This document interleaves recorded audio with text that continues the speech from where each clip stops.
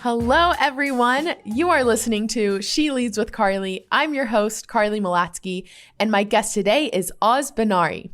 Oz has been in product for 20 plus years, working for top companies in senior product roles, including companies like AOL, BBG Ventures, and WeWork Labs. She's now the co-founder and chief product officer at DragonsCanFly, a Web3 strategy and creative agency. Beyond her role in product, Oz is also the co-creator of Evolved Eggatha, an NFT project aimed to tell stories of women. Oz is a product and team builder and a startup advisor for entrepreneurs, but it doesn't end there. She is taking all of her experience and expertise into writing her very own book. Her book, Starting from Scratch, is all about managing change and making career choices, smart career choices, which I am obviously incredibly excited to hear more about. So first, Oz, welcome. Thank you so much for coming onto the show. How's everything going? I'm excited to join. I've been listening to SheLeads for several episodes. So really excited to be part of this roster. It's amazing. Amazing. Yes. Thank you. So first, set the scene. Where are you in the world? What's your work situation like? Working from home, working in an office? What does it look like? So mostly working from home. I live in Manhattan, but I work with a lot of clients. So wherever I need to be, I'm going, and many times going to meet them, anywhere from coffee shops to their offices. It's kind of a flexible world now. Yeah. Definitely. Yeah. I mean, now that, now things are opening up, so it's better. Yeah. And people love meeting. Like the energy, I feel like, is double from what it used to be. So people are excited to meet in real life. Yeah. It's incredible. Yeah. So I want to know, you've been in product for, as I said, 20 plus years. I want to go all the way to the beginning. And first, how did you discover product management? And was it even called product management? How did it look then versus now? No.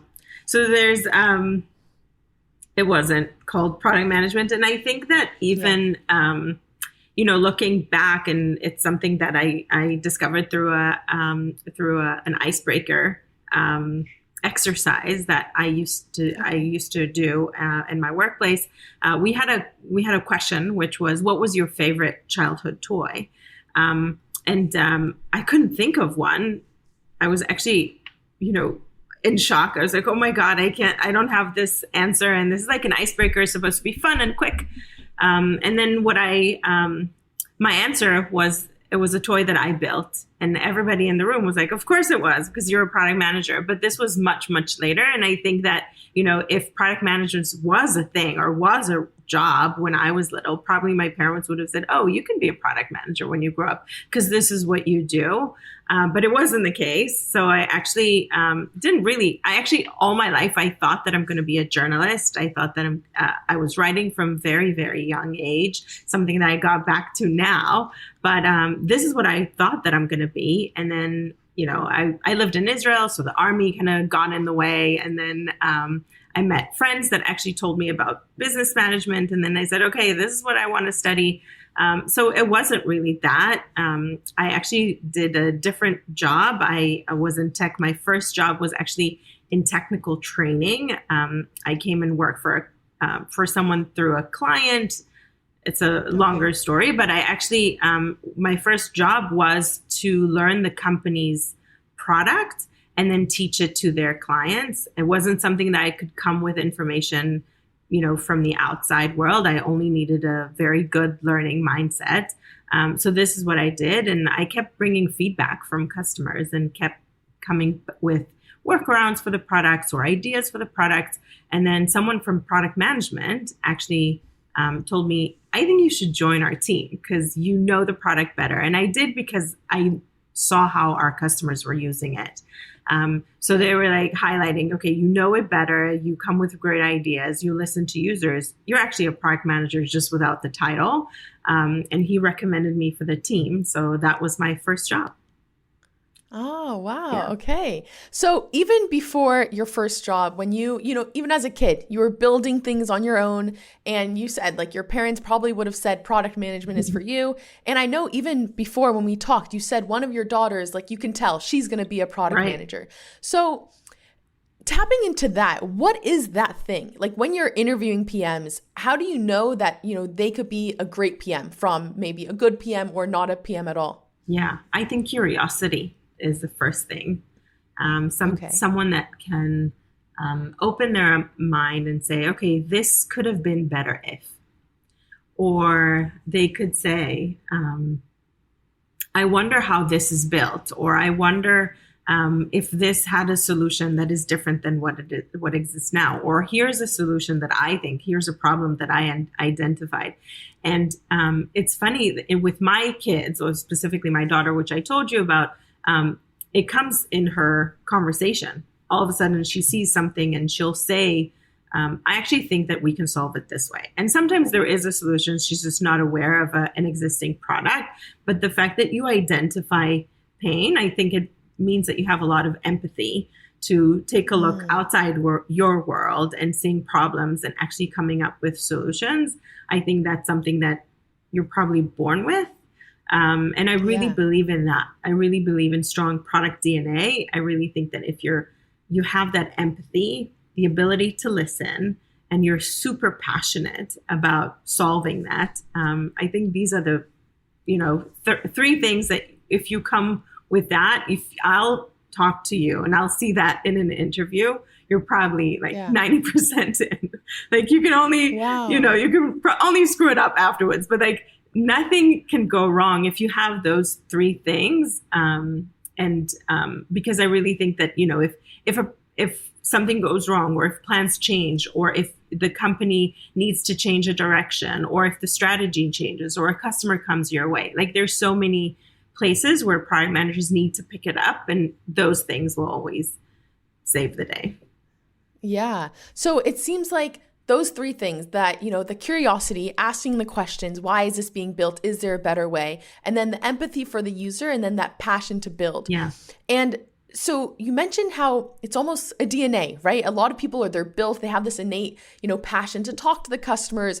What about those who maybe, they want to build something, but getting that empathy for the user is not all there, or they want to improve on that? How do you view, the potential to be a great PM, and what steps can someone take to really, improve and become a great PM? Yeah, I think that what didn't exist when I started in product management was there are a lot of methodologies today for product managers.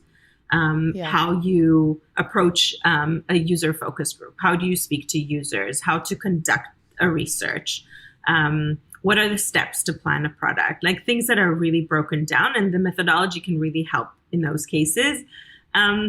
I don't know how much. I don't want to sound hopeless, but like you really need to care. There are methods to do it, and maybe if you're super, you really learn the theory and you're doing it by the book, maybe you can do it. I am less a big believer in that. I really think that really comes from within, like the passion to change things, the passion to listen, the passion to solve problems, that really needs to come with that energy, because product management is a really tough job.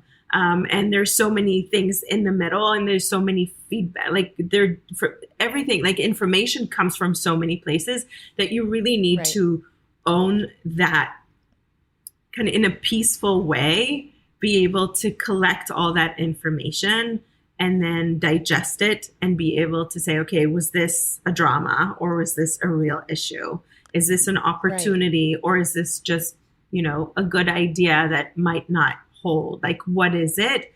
And I think that that curiosity and that passion to solve it, but really solve it, will go a long way. And I actually, a lot of times people ask me, so what is your product management methodology? And my answer is whatever works. Because in some teams, you need to be more methodological, and in other teams, you need to be more fluid, as long as the job gets done, and as long as the customer gets what they want, as long as, the product is used and successful and is successfully growing, then I don't really care about the method before. But I really think that these method that exists today, the lean canvas if you want to organize your thoughts, like some people just can, if you'll ask them the same questions on the lean canvas, they can answer. And some people are just need it more. And that's fine. As long as you kind of go through that mindset of, okay, what are the other problems? What is the actual problem you're trying to solve? What other solutions exist there? And what is differentiating you? If you need a lean canvas for it, go for it. But I think that others that have it maybe within them can basically ask themselves an answer, without even noticing. So, okay, I can go in a bunch of different directions, but I do want to focus on this idea where you mentioned how passion is so important, and it makes sense, right? It seems very intuitive that being passionate about what you're doing will come through and obviously, execute great results. I'm curious, from your experience when you're choosing new career opportunities, early on to even, today, what advice do you have for, what should you be optimizing for when you see a great opportunity? And I think what comes up is, here I have this ability to break into product, but maybe I'm not that, passionate about what they're doing, but I have that product experience that is so important in a job description versus, I'm so drawn to the mission and the impact. And, that's what's going to get me. That's why I want to join. How do you view those different aspects that come into it? I'm a big believer in lists.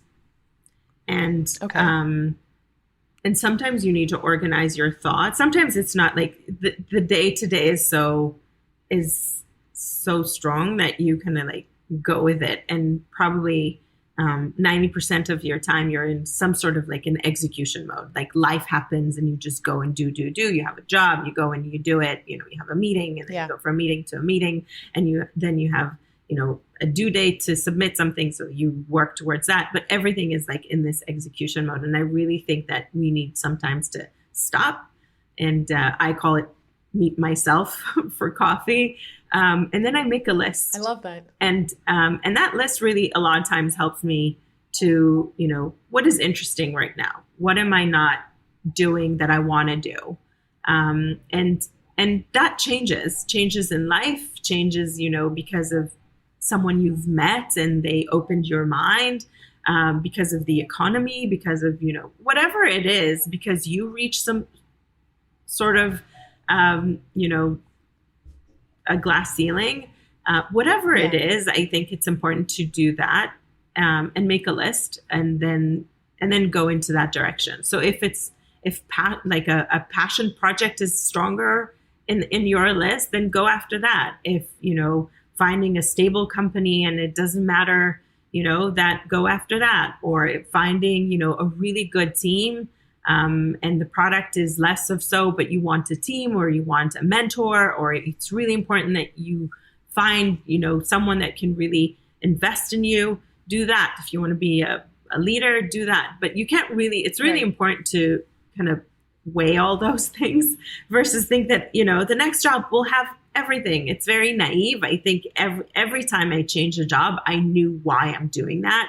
Like I was either looking to, to grow my product skills, or I was actually looking to work in a specific industry, or I was looking to grow my leadership skills, or I was looking to round my, my skills. And, I was at the beginning, I was heavily in product. And then I was like, okay, I'm like just product. What if I round myself and I put myself in an operations role or a marketing role?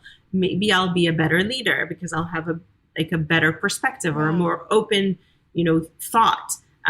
So I did those changes because of that. And the thing is, that list can change depending of the day, but I never jump, and I never recommend jumping to the first opportunity that comes your way. Just make that list and make sure that opportunity fits that thing, because otherwise it comes back. It never, you can't cheat this process.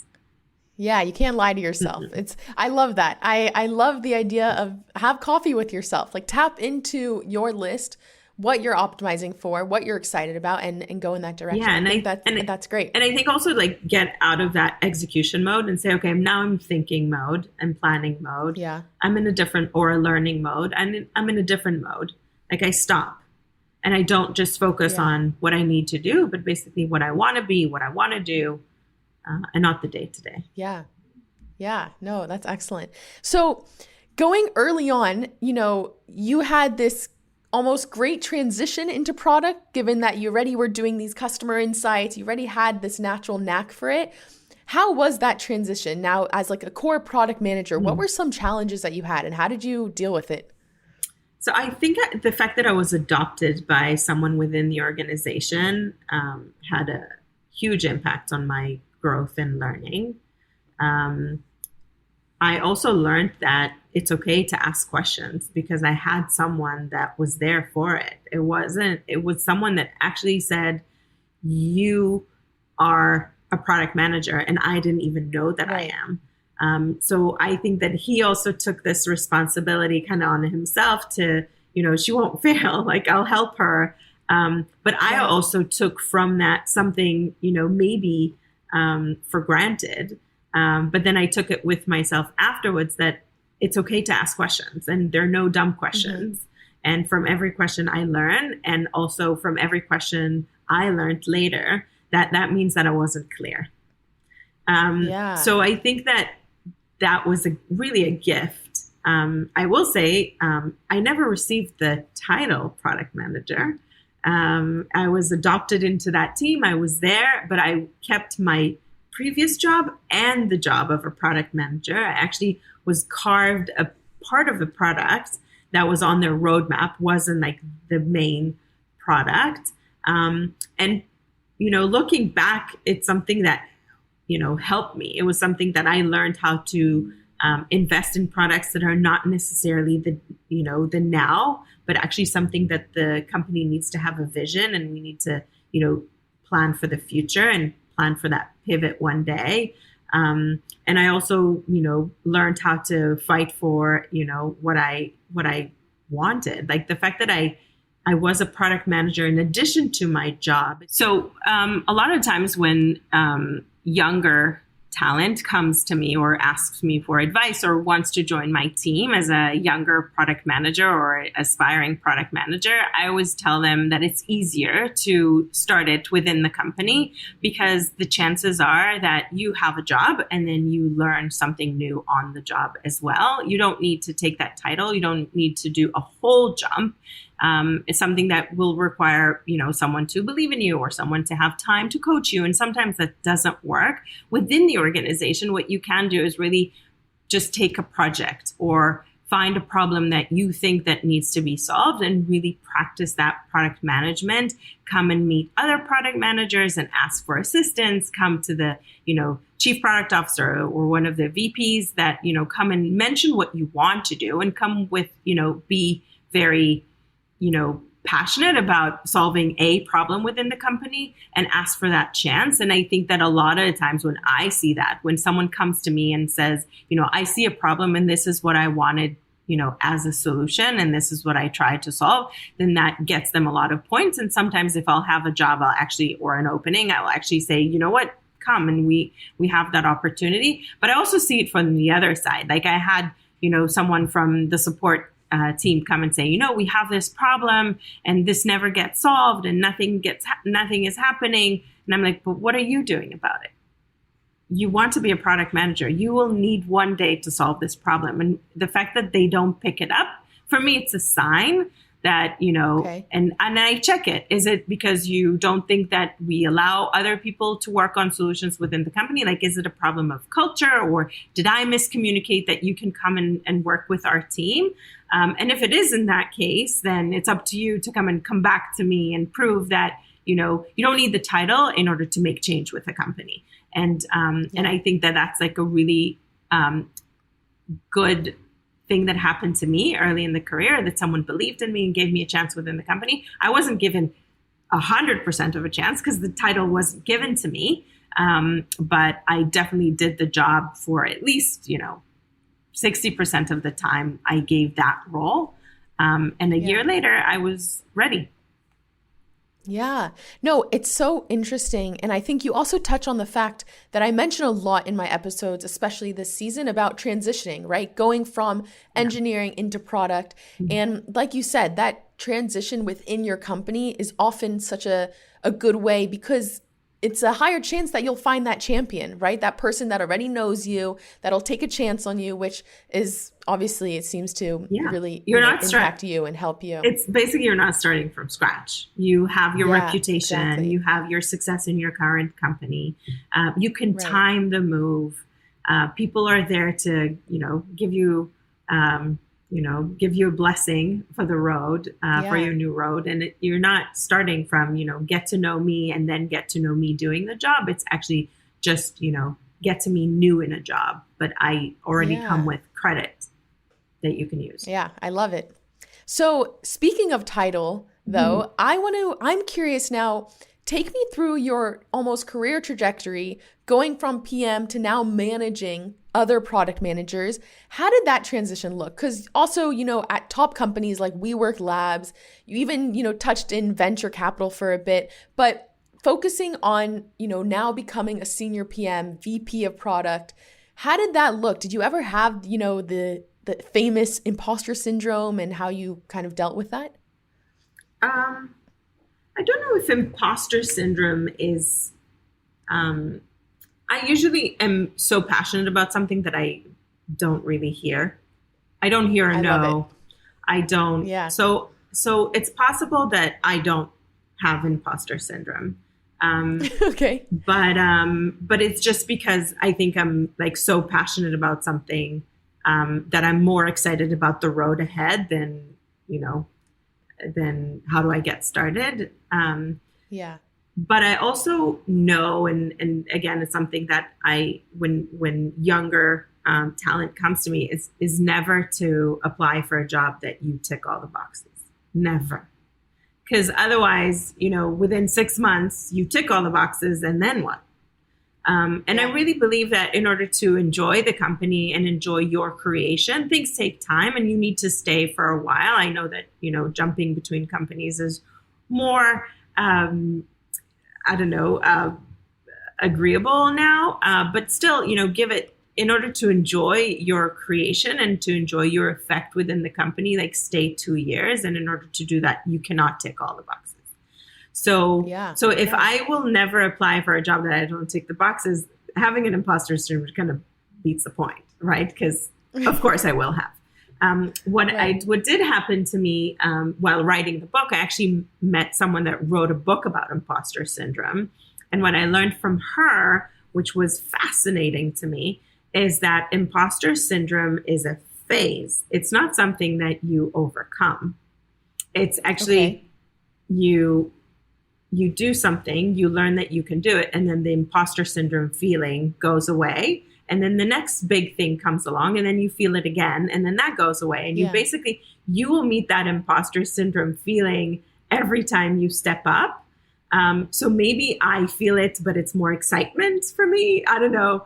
But I did go through, my path was not like, I didn't get, like a junior PM. And then, immediately I grew. I feel like I met, and looking back, thankfully, I met some tough managers that actually said, no, you're not ready for the next thing. Like, you do your job really well, but you're not ready for the next thing.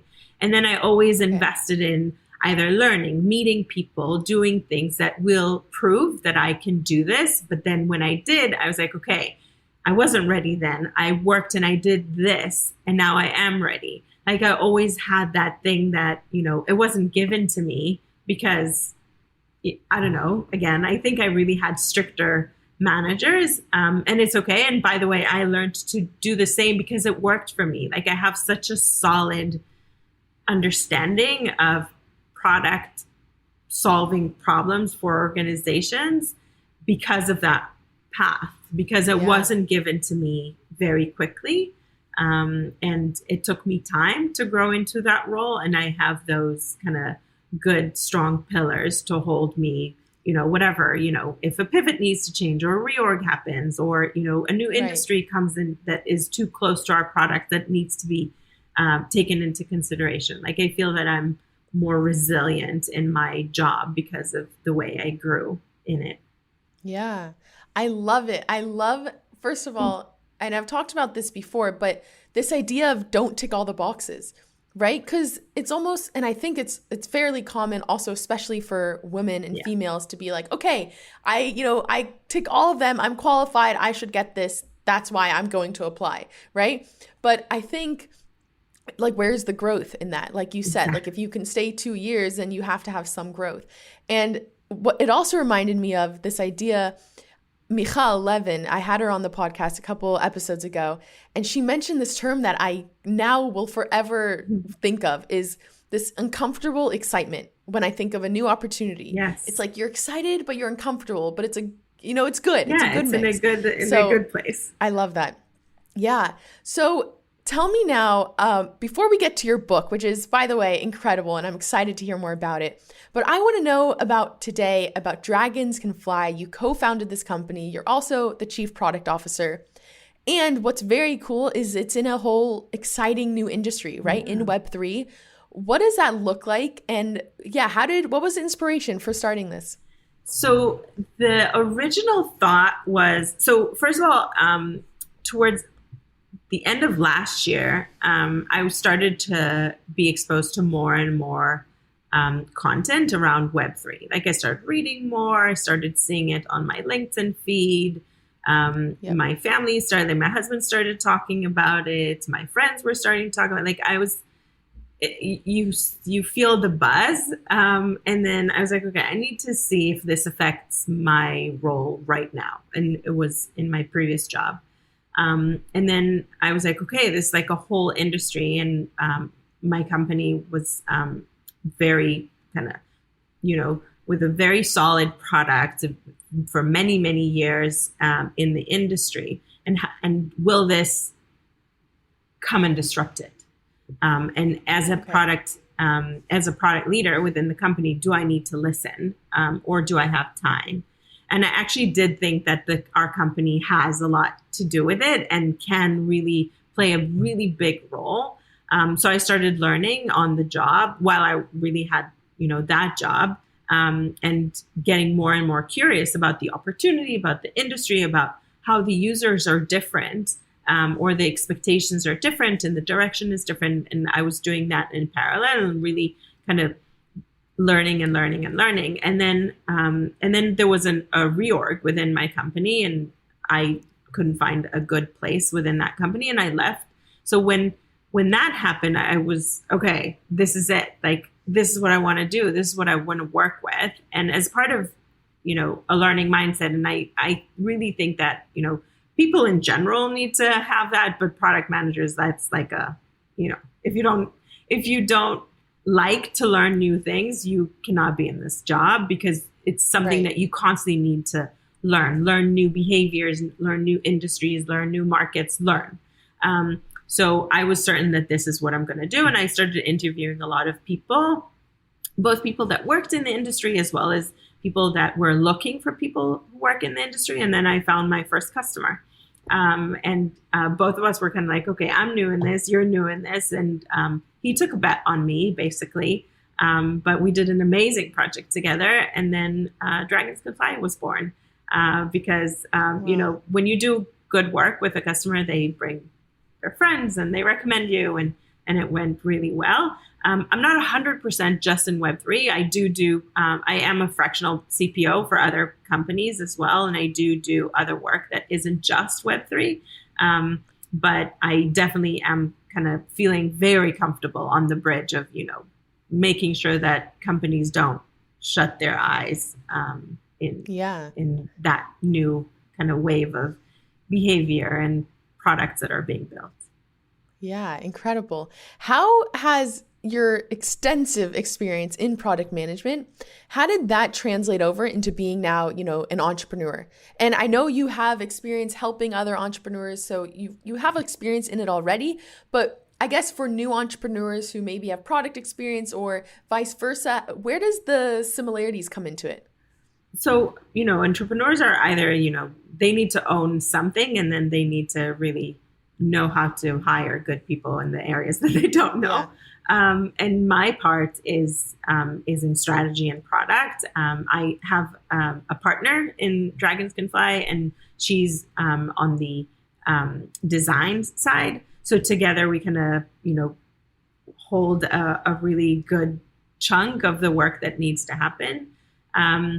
But we work with a lot of entrepreneurs and we help them. And it's something that I've been doing for many, many years. And I think that, it's not new. I'm not the first person to say that, but, a PM is a mini CEO. And in the sense that they really, in a tech company, they manage the most important assets of the company. And they work with so many parts of the organization, obviously engineering and design, but they also work with support and marketing, and, in the business, and really all of those parts of the organization really gives you a perspective of what you need to have in your company and what's important to do next and what's important to invest in. So I felt that I come equipped to do this. Yeah. Yeah. Definitely. I had a conversation with someone who also, has a lot of experience in product. And I was almost talking to him saying, someone with no product experience, how do you get that if, what's that whole, catch-22, how do you get product experience when you need things like that? And he mentioned, start something, like be the CEO of a product, and that's product experience. Like, there you go. So I think it connects very much. Super resonates what you just said. Because I actually, at Verizon, I used to manage like an APM program. And a lot of the times the interns that would come would not have necessarily product experience, but then they would tell me about, a pet project that they're doing. And even though it wasn't like, a polished product, or it didn't really have a product market fit, or it wasn't, but I saw I identified something and I worked towards it, and it created something that, I can lean into understanding how they think and how they act and how they behave and what action they take. So definitely, either a pet project or a project within school, but really go and do something. Yeah, I love it. So tell me now, you are an author. Tell me about this book. What was, again, the inspiration for it, and what is the key message that you want readers to get from it? Yeah. Okay. So every time someone calls me an author, and even when I typed it on my LinkedIn, I was like, delete, delete, delete. And then I typed it again, delete, delete, delete. Because for me, this is what I wanted to be when I grew up. This is it. And then, roads change, and, people and things happen in your life, and it didn't happen. And then for me to go full circle to come and release a book is huge for me. So starting from scratch, as you mentioned, is my book, and the subtitle is Manage Change Like Your Career Depends on It. So it's really a book about career and changes in life and changes in your organization. So it can happen either that can affect your career, and how do you come out of it not alive, but come out of it thriving. And the main message of the book is really that there is a method to come out of it in a better mental state, as well as outcome wise. Yeah. And the book talks about 6 steps that you need to take. Some of them needs to become a habit. And once you take those 6 steps, you bring yourself to the other side, which is a new start or a new beginning. In a better situation. Yeah. Yeah. I think, first of all, it seems more relevant than ever to have this. Given, can we do this faster? Yeah, exactly. Like, everyone should read it right now because, the economy, everything that's going on, obviously it seems more relevant than absolutely ever. So I'm very excited to get my hands on it and read it. But I think it's incredible, the fact that, like you said, come full circle, childhood dream, be an author, and now you are a real author, to break it to you, you are an author. So I love it. Okay, final question. What is your favorite product and why? It's a tough question. It's by the way, a question that many used to have in product interviews. Like, what is your right? Yeah. So there are plenty of articles about it. So whatever. I guess I'm cheating right now. But no, I think for me, I'll give you the first of all, it's a fun question. Yeah. And I also, what I do find is I really get in your head of how you're looking at products. Right? Yeah. And a lot of people, like every guest I've had, I've gotten a little different insight of how they are seeing a product and what makes them, excited about it. So anyway, that's cool. Yes. So it's actually, I don't know if to call it. So my favorite product is actually an experience, and it has products. So I'll say Starbucks. Okay. And I don't know if you know, but Starbucks is one of the biggest banks. Is like something that I read, which makes sense, right? Because I have money in my Starbucks app. But what I like about it is that they everything from how accurate the experience is. Like you go into a Starbucks, there's no like once you've been to one, you feel at home in the rest of them. I will say like the onboarding process in our language, right? Like the onboarding process is very, very easy. And it's very solid, right? Like every time you'll get the same, if you ask the same thing, you'll get the same thing. Like it will never change. Like in a restaurant, it's not the same. In different products that have experience, it's very, very dependent on humans. And here it is again, dependent on humans, but it's still very, very solid.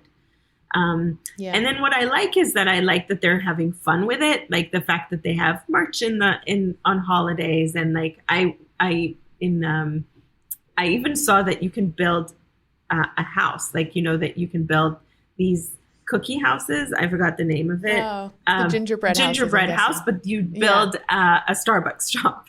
Like they really take it so further. And I like the collaborations are very organic. Like the fact that, I can listen to music and I can buy music through their app. Like all that is so well done. And it has longevity. And I feel like their roadmap can go on forever. So for so many reasons, it's that. No, that's great. I think so. Consistency, right? It's like this safe place. You know it's gonna give you. You ask for something, you know what you're gonna get. Yeah. And then also, putting delight moments. You first, like having fun. Yeah, exactly. So I love that. That's awesome. Okay, I have loved this so much. And I've it learned has a so good much. business model. I forgot to say. Yes, clearly. Yeah. It's doing things right, for sure. For sure. So, Oz, I just want to say thank you so much for coming on the show. It's been an absolute pleasure. I've loved talking to you and learning from you. So really, thank you. Thank you.